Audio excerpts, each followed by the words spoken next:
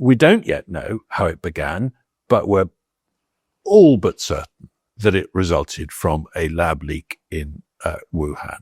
The evidence is very, very strong now that they were doing exactly the right kind of experiment on exactly the right gene in exactly the right strain of exactly the right kind of virus that came from exactly the right part of Yunnan, but only in Wuhan and nowhere else. And they were doing it at exactly the wrong biosafety level.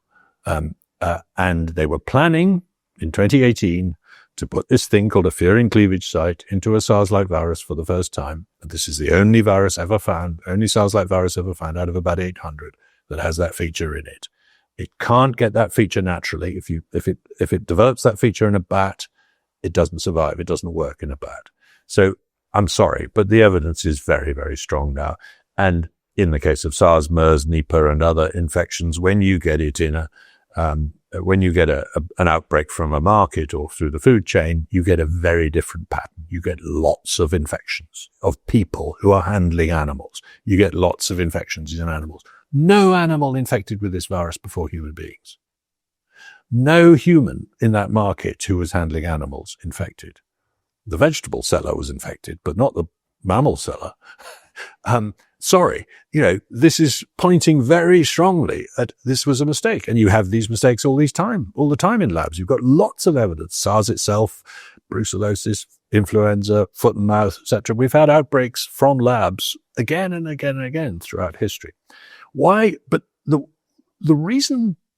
particular reason I think why it still matters tremendously that we pursue this topic is because this could be the exception that proves the rule.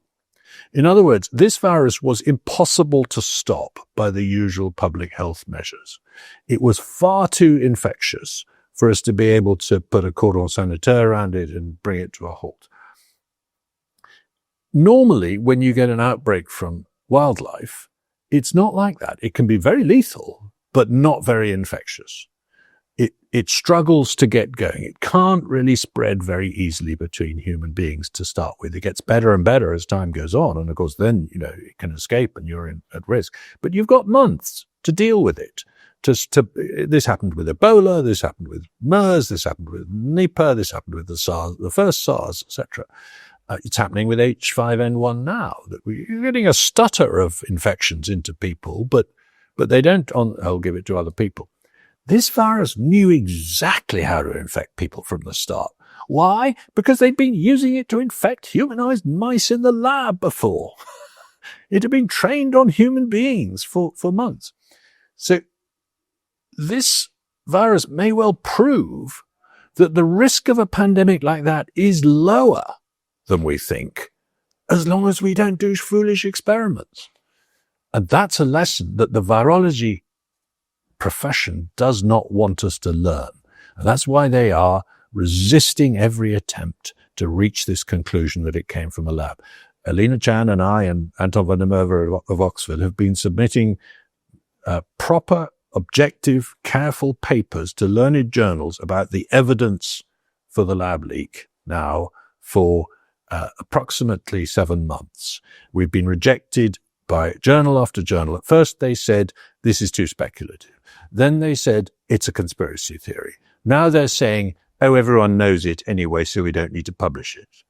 I'm sorry, but, this is a really important topic. I'm going to go on pursuing it, banging my head against the brick wall. I said to the Royal Society, will you please hold a debate about this? You don't have to invite me, just invite 2 people to debate it. No, it's too controversial a topic.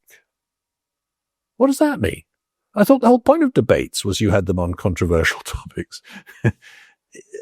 I'm deeply shocked by, I'm a passionate believer in science. I've championed science all my career, 40, 50 years.